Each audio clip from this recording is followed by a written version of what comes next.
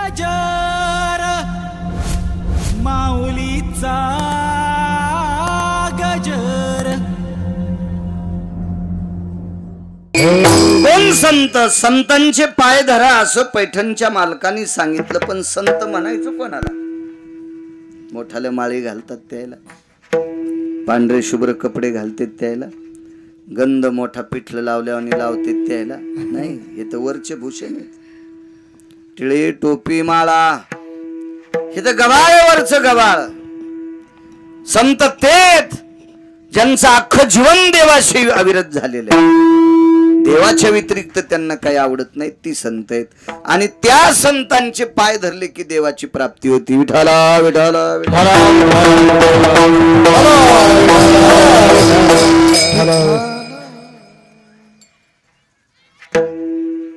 एक मुलगी घरातून बाहेर पडली, हुशार मुलगी होती ती, अंगावर कपडे होते, साडी चोळी एका कपड्यात, पूर्वीच्या काळात बाचकं गठुडं म्हणायचे नाना, असं तिनं गुंडाळलं, आपल्या बगलात घेतलं ते कपड्याचं गठुडं, आणि घरातली सगळी लोक झोपली होती। मध्यरात्रीच्या वेळेला ती निघून गेली, एखाद्या नालायकासोबत नाही, एकटीच गेली। फिरत फिरत फिरत फिरत फिरत फिरत एका जंगलामध्ये पोचली, आणि त्या दिव्य तेजस्वी अधिष्ठानावर एक सुंदर मंडप होता, आपला आश्रम होता, चुकून शब्द गेला, आश्रम होता। आणि त्या आश्रमावर फार मोठ्या साधूचा अधिष्ठान आहे, पण तिला त्या आश्रमावर एकही बाई दिसली नाही। तिने विचार केला, आपण या आश्रमावर महाराजांच्या आलोत, पण महाराजांना स्त्री आवडती का नाही काय माहित। धरावे संताचे ते पाय सांगते, आवडती का नाही स्त्री काय माहित, पण ती भीत होती, भीत होती। दर्जेदार लोकांची भीती वाटत असते, आणि तिने साधूला नकळत आश्रमाची सेवा केली।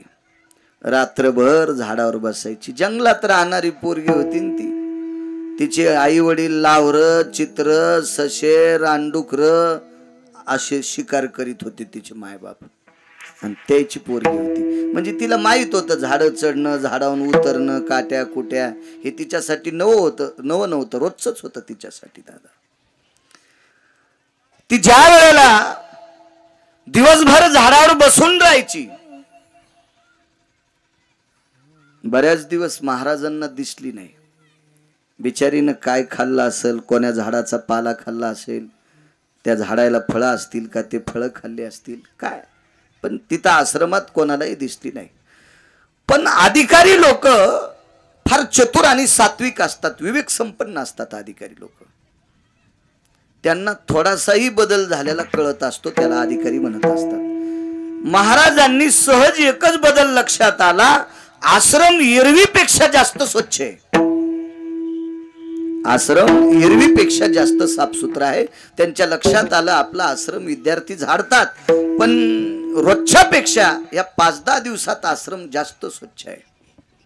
कोण झाडीत असेल, काय झाडीत असेल, कोणाला नाही विचारलं। महाराज सकाळी 3-3:30 वाजता गंगेच्या स्नानाकरता निघाले की झाडावरून उतरत होती, आणि महाराज आणि विद्यार्थी स्नान करून परत येऊस तर आश्रम झाडीत होती।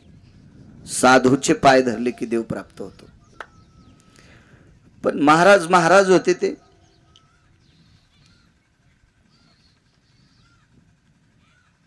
महाराज आंघोळीच्या निमित्ताने गेले, अर्ध्या वाटातून परत आले, झाडता झाडताच बाई दिसली,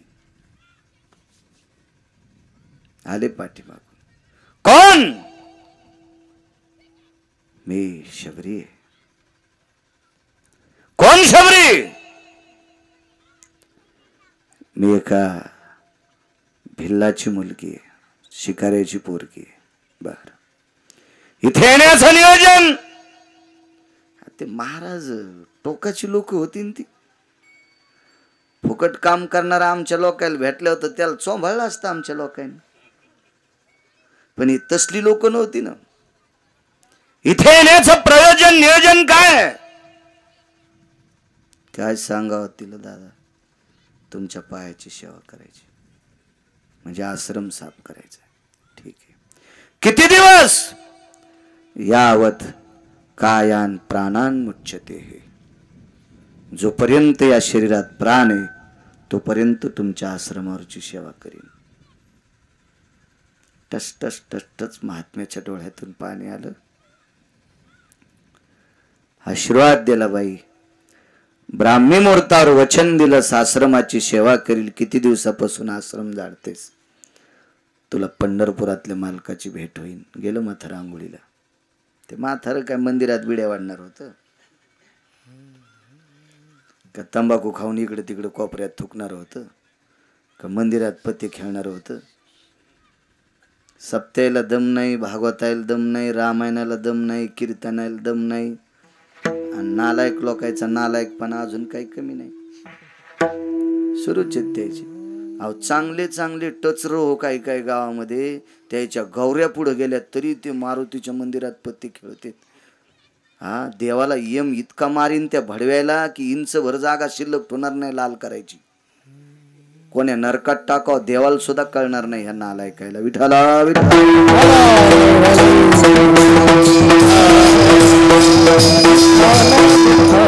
नुसत्या धर्माच्या नावानं बोंबा ठोकीत. धर्म उंच जावा कसा जाईल सुंबळ्या तू यासारख्या गावात असल्यावर. या पोरायच्या वयातलं जरी पोरग मस्जिदीत गेलं तर घाण करीत नाही, प्रवेशत नाही. तिथं नालायकपणाचा काय प्रश्न आहे? प्रवेशत नाही चुकीच्या माणसाला. आणि म्हणून ती धर्म उंच जातोय. शेजाऱ्याला जर एकरी 80 टन ऊस झाला असेल तर त्याच्या ऊसात म्हशी घातल्यावर आपला ऊस वाढत नाही.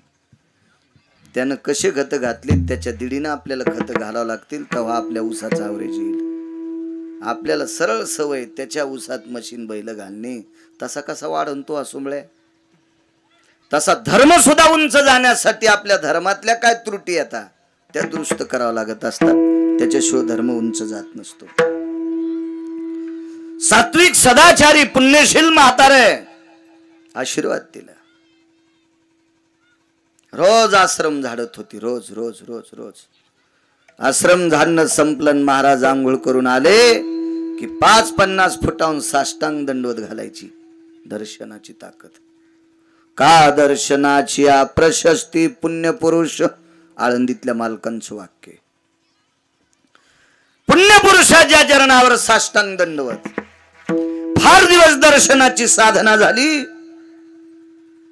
शरीर कृश झालं. वय आटपून गेलं, थकून गेलं. वय थकलं ते वय. सारखी वाट पाहत होती. गुरुजींनी सांगितलं देव भेटन, गुरुजींनी सांगितलं देव भेटन, देव भेटन.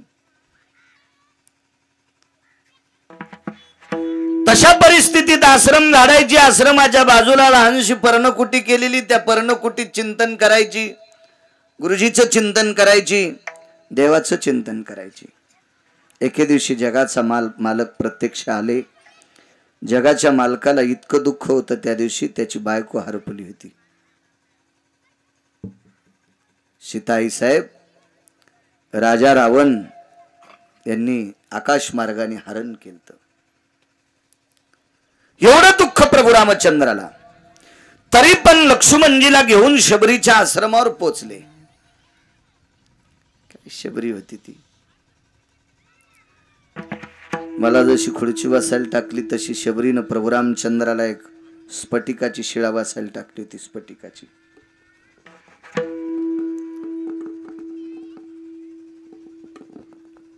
शबरी तास न तास, कधी कधी रात्र रात्र ती स्फटिकाची शिळा घासीत होती. दगडांना नाही गजमल धागा, हातान घासायची. स्फटिकस्य स्पाशानयो पारनिरोर जायते नाम यतम चर्माभयस्थितायाम रुधिरशस्ति जायते. पारणी म्हणजे हात, चर्म म्हणजे कातड, रुधिर म्हणजे रक्त. रात्र रात्र त्या कोमल हातानं ती स्फटिकाची शिळा घासायची. घासून घासून कधी कातड जायचं, कधी रक्त निघायचं. इतकी गुळगुळीत ती शिळा केली की भगवंत त्या शिळेवर बसल्याच्या नंतर त्याला काही टोचू नये इतकी श्रद्धा तिची. बसले प्रभू. देवाच्या प्राप्तीचं साधन सांगतोय. याच्यात दोन्ही गोष्टी आहेत. तिचा त्यागही आहे आणि साधूचे पाय सुद्धा आहेत. डोळ्यातल्या पाण्यानं शबरीनं प्रभू रामचंद्राचे पाय धुतले.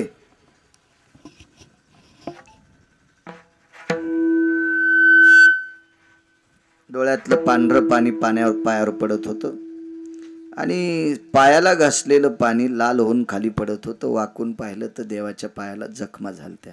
सहन झालं नाही, सहन झालं नाही. प्राण सोडून द्याला. तिचे येणे जाणे खुंटले.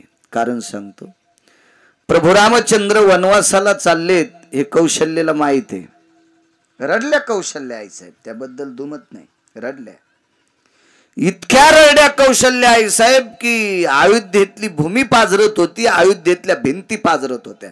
रामासाठी इतक्या रडल्या. प्राण नाही सोडा गजमल दादा. 8व्या अवतारात ज्या वेळेला कृष्ण परमात्मा जन्माला आले आणि वसुदेव भगवंताला गोकुळात घेऊन जात होते, त्यावेळेला देवकी सुद्धा रडली हो. तिला माहित होतं आपलं पोरग दुसरीकडे चाललंय. ना जीव नाही दिला.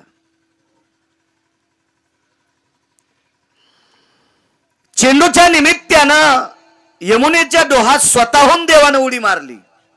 त्याला माहिती आहे, लोकांना कुठं माहिती आहे. यमुना डोई बुडाला ग. भगवान कृष्ण परमात्मा यमुनेच्या डोहात बुडाले. त्यावेळेला यशोदेनं यमुनेच्या कडेला शोक केला, प्राण नाही दिला. पण देवाच्या पायाची जखम बघितल्याच्या नंतर शबरीला सहन झालं नाही आणि त्याच वेळेला प्राण सोडा. तिचे येणे जाणे कुंटले. मग गोलोकातली जागा दिली. पुढचा प्रसंग नकोय आपल्याला. वाईट याचा विषय नाही, आपल्याला संतांचे पाय बघायचे. ते आसन प्राप्त झालं. तिथल्या ऋषीमुनी योगी तप्यांनी विचारलं, कागबाई काय केलंस तू इथे येण्यासाठी? साधना 3 आहेत. एक नामाची साधना आहे, एक तिचा त्याग आहे आणि महत्वाची साधना आहे संतांचे पाय. इथे येण्याचं नियोजन, आयोजन, प्रयोजन काय झालंय तुझं? कशा करता? कशी आलीस तू? काय साधना केल्या? काहीच साधना केली नाही. महर्षी मतंगांचे पाय धरले. दृष्टांत संपला. राजे हो, लावरं चित्र सशे धरणाराची पोरगी मतंग नावाच्या साधूचे पाय धरले की तिला देवाची प्राप्ती, जंगलात स्वतः जगाचा मालक भेटायला येतो आणि गोलोकाचा अधिष्ठान देतोय. इतकी संतांच्या पायात ताकद आहे. म्हणून पैठणचे मालक पहिल्या कडव्यात म्हणतात,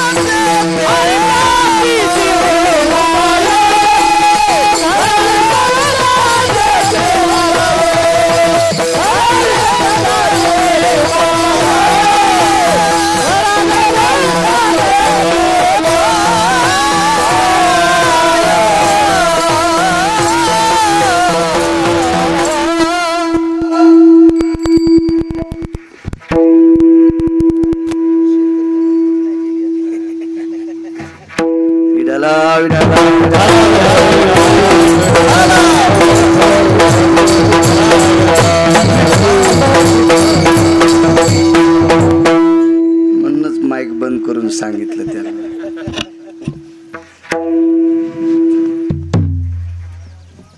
काय ताकद, इतकी मतंगाच्या साधूच्या पायात ताकद आहे महात्म्यांच्या. त्या बाईने पाय धरल्याबरोबर जगाचा मालक सापडला. एक बाई फार अधिकारी होती रोहण्याची नाना. 5 पतिव्रतेपैकी जास्त अधिकारी होती गजमल दादा. तिचं नाव होतं चंद्रसेना. नवऱ्यासाठी अमृत प्राप्त करणारी बाई. भारतात नाही पृथ्वीवर जितके देश आहे ते सर्व देशात एकच होती, फक्त चंद्रसेना. चुटकी वाजून सूर्याला सांगत होते तू आहेस तोपर्यंत विधवा होणार नाही. दर दर हालत होत ते, दर दर हालत होत. एवढी अधिकारी बाई.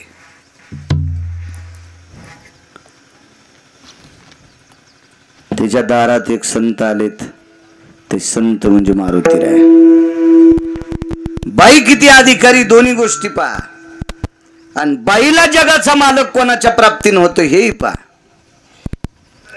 तापात ताप केलं पाहिजे. काय होतं माहितीये का, मारुतीला शेंदूर लावल्यावर येता येता मुंज्याला बोट पुसलं पाहिजे. पुढून येताना हिरवून येताना आसराला बोट पुसलं पाहिजे. रस्त्यात कुठं मसुबा असेल त्याला बोट पुसलं पाहिजे. धोत्राला पुसण्यापेक्षा त्याला पुसावं नाही. तसं तापात ताप काही काही गोष्टी ऐकल्या पाहिजे. शहाण्या दारे धरणाऱ्यानं गव्हाला पाणी देता देता माल्यावरचं मधलं कुठलं गवत उपटीलच पाहिजे. तो पाणी देताना मोबाईल खेळतो सोमळ्या.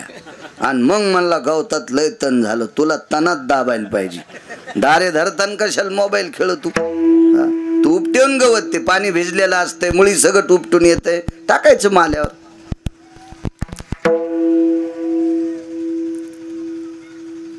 मारुतीराय तिच्या दारात गेले आणि मारुतीराय अंगणात असे लोळले. तिच्या लोळले. रिकाम आहे का ते संन्याशी कोणाच्या दारात लोळायला. ते लय अधिकारी संन्याशी.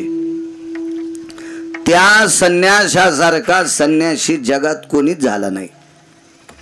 कोणीच नाही, कोणीच नाही. त्या संन्याशासारखा वारकरी पण कोण नाही. तो वैष्णवा माझी अतिश्रेष्ठ. पैठणचे मालक म्हणतात योनी जन्मला मरकट. तो वैष्णवा माझी अतिश्रेष्ठ. हनुमंत म्हणावया कनिष्ठ. ऐसा पापिष्ट कोण आहे. ते दया करते. मला एक आठवते, माझं कीर्तन होतं एकदा इथं. हे रे सुजा होतं एकदा कीर्तन. आणि त्या कीर्तनात स्पीकर बांधायला का लाइटिंग लावायला एक पोरग वरी गेल तर शिखरावर. आणि तिथून आपटलं ते पोरग. काय नाही झालं त्याला. हो, परत दिवशी आमचा पाहुणा तुरी इकायला गेला तर आडतीत नाना त्याचा तुरीहून पाय घसरला. तो गुडघा बी फ्रॅक्चर झाला आणि हात मोडला. तुरीहून घसरला आडतीत. तुरीहून घसरलं. तुरीहून ते शिखरावून पडलं होतं पोरग. मी होतो ते, त्या दिवशीच कीर्तन होतं माझं. मला आठवतंय. हो, तेव्हापासून मग पुन्हा आज आलो. नाही नाही येत जाईन ना. ते असतात कधी कधी. तुम्ही एसटीत आधी बसल त्याला जागा. योग छान. याही वर्षी सप्ताह छोटेखानी गावे करत जा. माझं एक मत आहे, ज्याला सकाळ पुस्तर उजेड पाहिजे का त्यानं दिव्याची वात बारीक ठुली पाहिजे. टेंभा केला की उजिडलंय मोठा होतो. पण पाठच्याला तेल संपत आहे आणि ती काजळीनं का नाही सरे डोळे नाकपुड्या काळ्या होत्यात.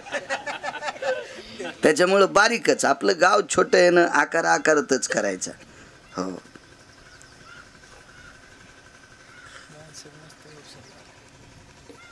हल्याच्या टकरीत नारळ फुटत येत दोन्हीच्या मुंडक्याला बांधल्या. आणि सप्ता करणं म्हणजे टक्कर थोडीच. सात्विकता जुनी परंपरा आपलं नाविन्य टिकवायचं याच्याकरता ते सप्ता करायचं असतो. छोटे खानी गाव अन्नदान होतंय. छान मस्त गाव आहे गोड. योग असा आला मारुतीराय तिच्या दारात लोळले. ते मारुतीराय होते. मारुतीरायला तिचा अधिकार कळाला. मारुतीराय लोळण्याचे कारण दोन होते. एक तर ती बाई पतिव्रता होती. पतिव्रतेच्या पलीकडचं टोक, नुसती पतिव्रता नाही, पतिव्रतेच्या पलीकडचं टोक. एकाही पतिव्रतेनं अमृत आणलं नाही नवऱ्यासाठी, तिनं आणलंय. कलश ठेवला होता अमृताचा, एवढी मोठी अधिकारी. आणि दुसरी गोष्ट लोळण्याची होती, तिच्याकडनं स्वार्थ होता. तिला विनंती केल्यावर पंढरपुरातल्या मालकाचा प्राण वाचत होता, प्रभू रामचंद्राचा प्राण वाचत होता. नाही तर तिचं नवरं वाचू देत नव्हतं रामचंद्राला. इतकं दाढ होतं ते रावण. 4 रावण झाले ना, त्याच्यापैकी एक रावण तिचा नवरा होता. लोळले. तो रावण मृत्यू पावला. प्रभू रामचंद्र आले. मारुतीरायला बघितलं. आणि देव किती चतुर आहे बघा. देव चतुर. देवानं मारुतीरायाचं अंग झटकवायचं निमित्त केलं. अंगाला धूळ लागली होती अशी, असं केलं. आणि मारुतीरायनं तिकडं तोंड केलं की लगेच ती माती अशी कपाळाला लावली मारुतीरायाच्या अंगची. आता ते मारुतीराय म्हणजे बुद्धिमतान वरिष्ठम. थोडासा कडक मोठा करा आवाज, विको नको फक्त मोठा करा. छान आहे साऊंड सिस्टीम. मारुतीरायने विचारलं, प्रभू तुम्ही माझ्या अंगाला चिटकलेली धूळ कस काय कपाळाला लावली? नाही म्हणले, मी तुझं अंग झटकिलं. आणि तू कशा करता लोळला अंगणात? तुला काय गरज होती इथं लोळायची? हे का वाळवंट आहे का काय? अरे मातुड आहे या बाईच्या दारातलं, राक्षसाचं गाव आहे, कशाला लोळला? तर प्रभू रामचंद्र म्हणले, देवा माझं जाऊ द्या बाबा, पण आपण दोघंच येतं. चांगलं ते पांगलं, नाही चांगलं ते चांगलं. मला सांगा ना तुम्ही, माझ्या अंगाची धूळ तुम्ही अंगाला कशी काय लावली? पाणी आलं हो डोळ्यातून. हनुमंता तू अशा दारात लोळलास, त्या दारात पतिव्रतेचे पावलं खेळलेले इथं. 34 नायिकेपैकी एका नायिकेचे पावलांनी पदस पुनीत झालेली ही भूमी आहे. भूमीची ताकद असते हो, फार मोठी ताकद असते. जिथं संतांचं वास्तव्य आहे, जिथं सात्विक सदाचारी पुण्यशील स्त्रीचं वास्तव्य आहे, ती भूमी पवित्र असते. ती पवित्र भूमी असते. किती पवित्र? तुकोबारायच्या दारात एकदा चोर आले. तुकोबारायच्या दारात चोर आल्याच्या नंतर थंडीचे दिवस होते, कडकड हिवाळ्याचे दिवस होते. आणि चोराच्या अंगावर अशी ती चादर होते. ते अंग झाकून गिकून घेतलेले असे चादर होते. आणि तुळशी वृंदावनाच्या बाजूला जो वट्टा होता, त्या वट्ट्यावर तुकोबारायच्या घरातली लेकरं झोपलेली होती. ती थंडीचे दिवस पांघरायला एकच होतं. ताकद किती असती जागेत, एकच पांघरायला असल्यामुळं, थंडी वाजल्यामुळं ते ओढत होतं. यानं ओढलं की ते उघडं पडायचं, आणि त्यानं ओढलं की हे उघडं पडायचं. आणि चोर तर चोरी करायला त्यांच्या दारातून चाललीत. ही परिस्थिती पाहिल्यावर चोरायच्या लक्षात आलं, इथं काही पैसे नाहीत, पांघरायलाच नाही ती आरती, घरात पैसे कुठून आले? तर तुकोबारायच्या दारात जात असताना जाग्याचा महिमा किती मोठा आहे, त्या जागेची ताकद किती मोठी आहे गजमल दादा. चोर हा चोरी करायला जाणारा व्यक्ती, पण तुकोबारायच्या पदस्पर्शाने, जिजाबाईच्या पदस्पर्शाने पुनीत झालेली ती भूमी, त्या भूमीत आल्याच्या नंतर चोराचा भाव बदलला नाना. आणि त्यानं अंगावरचं चादर तुकोबारायच्या लेकराच्या अंगावर टाकलं. इतका जागेचा महिमा असतो. भूमीची ताकद असते, ताकद आहे भूमीची. राजे हो, कोणी काही केलं असतं ना, इतके लोक पैशावाले आहेत, ते दुसरं पंढरपूर तयार करू शकतात. आता पंढरपूरला काय मंदिर आहेत? याच्यापेक्षा सोन्याचे मंदिर बोराडे मामा करतील लोक. पण चंद्रभागा नाही करता येणार एखाद्या सुमळ्याला. ती कशी करता येईल? त्याच्या बापाची जी आगिरी का चंद्रभागा करायला?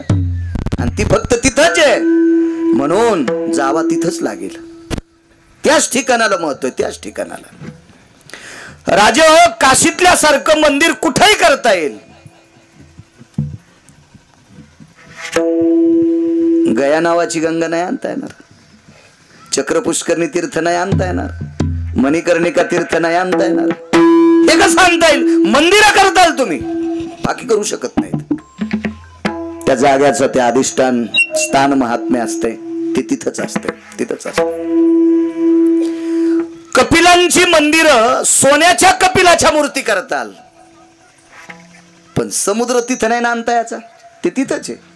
म्हणून त्याच जागेवर कपिलाची मूर्ती शोभेल, त्यावेळेला सौभाग्यवती स्त्रीनं तिथंच जाऊन वाण द्यावा. त्या 3 दिवसाकरता सागर स्थिर असतो, ते तिथंच, ते तुम्हाला करता येणार नाही. हे पैशावाल्यानं नाटकं करायचे नाही, बुद्धिवाद्यानं नाटकं करायचे नाही, विज्ञानवाद्यानं नाटकं करायचे नाही. ते ज्यानं ठरिले ते बरोबर ठरवतंय, तुमच्या कोणाच्याही हातात नाही. स्थानाची ताकद आहे.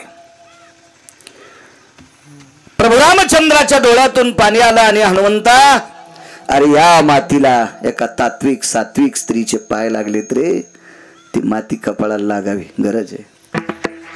मारुतीरायानं सांगितलं, देवा मी तुमचं भजन करतो, मी तुमचा पाईक आहे, तुम्ही जगाचे बाप आहात, तुमच्या कृपेशिवाय विश्वातली कुठली गोष्ट होत नाही.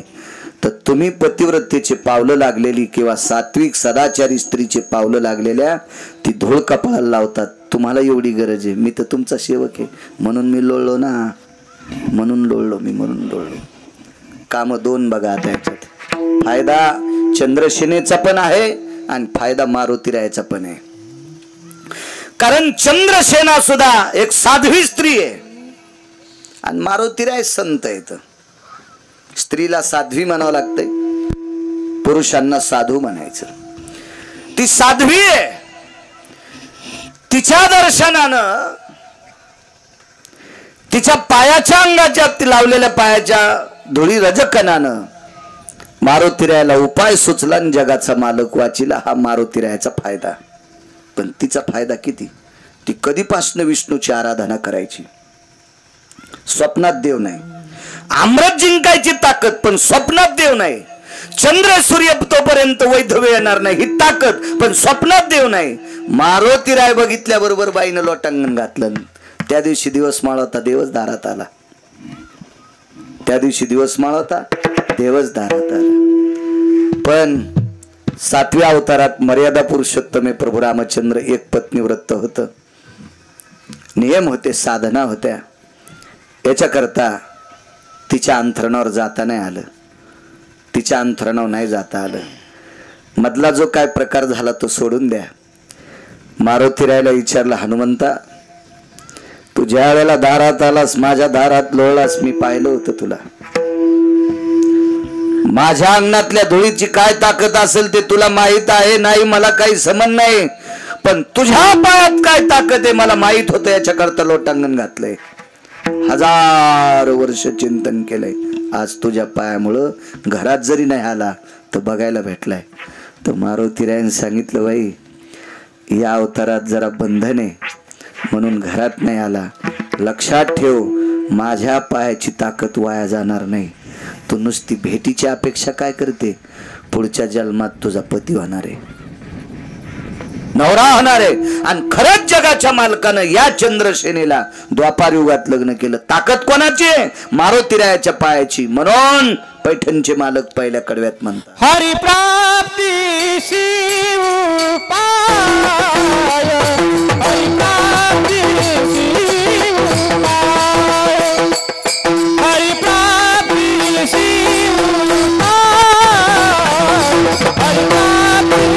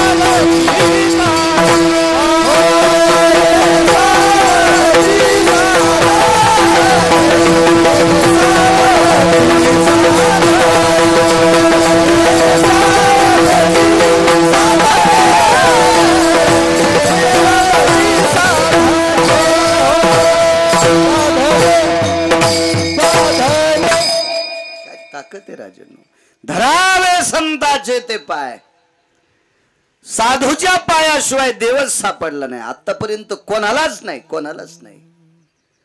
आणि एकदा साधूचे पाय सापडेन, पाय धरले की देव तर भेटतोच, पण या साधूच्या दर्शनानं संकट सुद्धा संपतात, ते दुसऱ्याच कडव्यात. येणे साधती साधन